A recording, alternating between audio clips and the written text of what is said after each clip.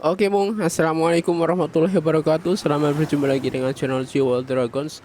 Di kesempatan kali ini saya sedikit membahas mengenai block kopling ya. Block kopling full klasik-klasikan gitu Mas Bro. Ini buat motor apa aja Bang? Ini tuh buat motor GL Spe, CB dan juga GL 125, CB 125, CB 100 gitu ya Mas Bro ya. Bisa juga dengan Pro Pro Black Engine Tiger itu bisa juga, tapi agak sedikit dimodifikasi di bagian Kickstarternya. Jadi kalau buat Tiger, buat Pro itu bisa masuk dengan penambahan aluminium di bagian sini biar ada bautnya 1, 2, 3 ya. Karena biasanya untuk Pro Tiger itu kesininya agak lebaran dikit. Ini buat PNP, buat ini hanya PNP buat CB dan juga GL 100 125 Mas Bro. Kalau kita lihat ini yang modelnya kayak apa? Pisang goreng, lebar, klasik, unyu-unyu. Tapi di balik semuanya itu tentunya ada minusnya, Mas Bro. Jadi kalau Mas Bro beli blok yang semacam ini, jangan hanya memandang ataupun memikirkan tentang yang manis-manis saja. Blok unyu-unyu semacam ini juga banyak minusnya, Mas Bro. Apa saja minusnya nanti kita bahas Mas Bro. Ini aku ada beberapa blok ya. Jadi bloknya itu nanti bisa dipilih mana yang terbaik gitu ya. Karena blok-blok tua gitu Mas Bro ya. Blok-blok tua itu banyak minusnya gitu. Nah, nih aku jajar-jajar lah.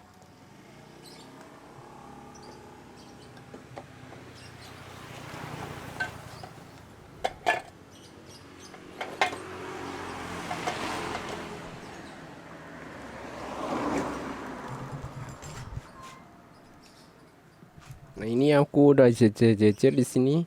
Ini buat CBGL, CBGL. Ini buat yang versi lama nih Mas Bro. Kalau yang lebar seperti ini buat versi yang lama, versi K1 dan K2. Kalau yang model seperti ini yang buat tahun muda ya Mas Bro. Tahun 80-an ya. Kalau ini 70-an kurang lebih seperti itu ya, model klasik seperti ini. Dan modelnya itu pun beda-beda Mas Bro, walaupun sama-sama lebar seperti ini, dia itu mempunyai perbedaan di bagian pompa olinya. Kalau Mas Bro lihat lebih detail, ini yang satu tuh ndak ada buat lubang pompa olinya. Maksudnya itu bukan pompa oli yang sebenarnya, maksud saya itu adalah buat RPM ya. Ini ya buat RPM gitu Mas Bro. Ini buat mengukur kecepatan putaran mesin begitu. Nah, di sini tuh ndak ada. Jadi ini yang tanpa menggunakan RPM buat blok koplingnya. Di sini ndak ada buat RPM dan di sini juga nggak ada lubang buat kabelnya. Tapi buat yang versi setelahnya ini tuh ada buat lubangnya ya Mas Bro. Jadi di sini ada gembolonya, kemudian di sini ada buat lubang kabel RPM-nya. Nah, kalau kita balik itu seperti ini. Ada kayak gigi-giginya di sini.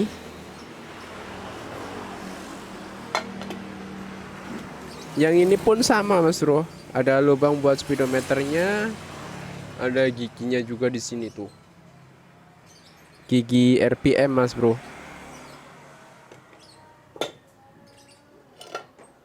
Kalau yang tahun muda jelas ada buat gigi RPM-nya ya.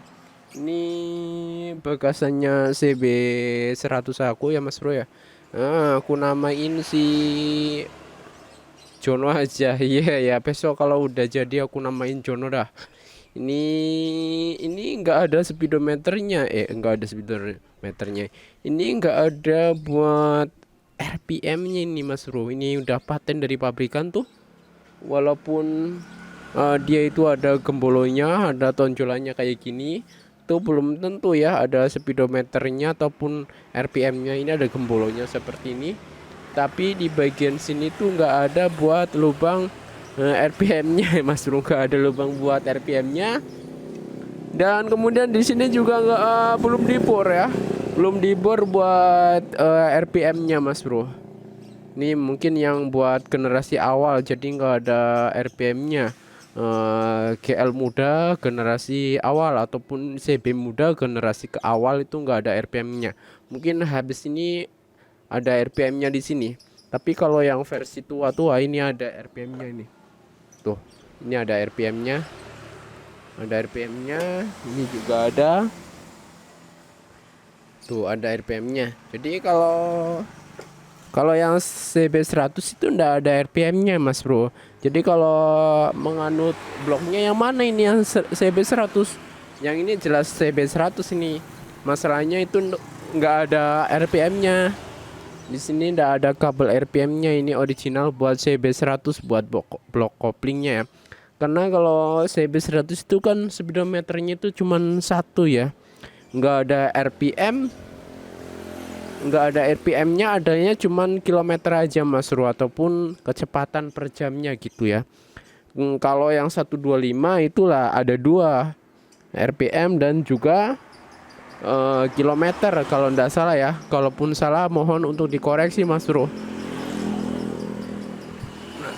Aku sih nasinya sama yang ini, sama yang nggak ada speedometernya ini, yang nggak ada gembolonya di sini. Tuh klasik banget Mas Bro, dari sini ke sini klasik banget. Aku sukanya yang blok yang ini nggak ada buat RPM-nya, keren. Ini nanti mau tak rumatin buat dipasang di CB Jononya. Tapi ini agak gancet sih, nanti diituin aja, di servis lah. Ini kena apa ya, karatan. Buat Mas Bro yang aku belum bahas mengenai kekurangannya nih Mas Bro. Kekurangannya itu banyak Mas Bro kalau buat CB ataupun GL ya. Kekurangannya jelas nih. Tuh. Ini tempelan las aluminium. Terus ini karatan. Ini sampai macet. Kemudian apalagi kalau ini? Kalau ini tuh sama, ini bagian selahnya itu tempelan aluminium. Kemudian apalagi Bang? Kalau ini tuh apa ya? Nih, udah ditempel aluminium.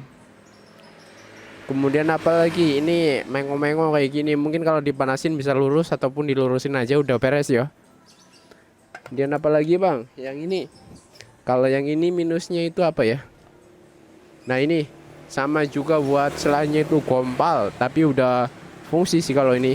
Kemudian ini lagi buat penerus oli ke kruk AC itu agak sombeng sedikit, jadi kemungkinan sedikit oli itu tercecer ya, tapi nggak begitu signifikan. Oke lah, ini masih bisa dipakai. Kalau ini masih bisa dipakai, ini masih bisa dipakai, masih layak. Cuman kotor, belum dibersihin. Tapi ntar pada rembes apa enggak itu tergantung nanti.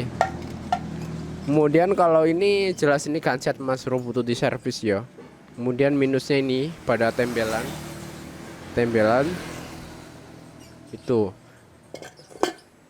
Kalau ini no minus Mas Bro, masih bagus semuanya. Dari segi sini masih bagus, ini buat penerus olinya. Kemudian buat selah itu anti gompal ya. Kemudian drat buat tutup olinya masih oke. Tuasnya masih bagus lah, masih bisa dipakai ya. Tapi kenapa aku ganti dari versi yang seperti ini ke versi yang seperti ini, yang lebih klasik ya? Karena ini ada kurang enaknya itu di koplingnya itu agak keras dianya biasanya kalau menggunakan kopling yang semacam ini. Kalau koplingnya semacam ini pun keras sama saja, tapi ini bisa dimodif ya. Nanti ini belalainya dipanjain ke sini biar enak buat ngopling gitu Mas Bro. Oke Bung, sepertinya kayak gitu aja ya untuk penjelasan mengenai blok-blok kopling ini yang agak-agak klasik tapi juga banyak minusnya. Asik-asik, unyu-unyu, banyak minusnya ya. Kalau buat perbengkelan pastinya barang-barang seperti ini itu tidak begitu signifikan ya, karena masih bisa diperbaikin Mas Bro. Tapi kalau buat user-user biasa mungkin barang-barang yang minus seperti ini itu bikin sirah ngeluh ya. Oke, thank you banget Mas Bro yang udah nyimak ya video ini dari awal hingga akhir video tentang Buat kelebihan dan kekurangannya matur suwun dan semoga bermanfaat buat sobat semuanya. Wassalamualaikum warahmatullahi wabarakatuh. Monggo.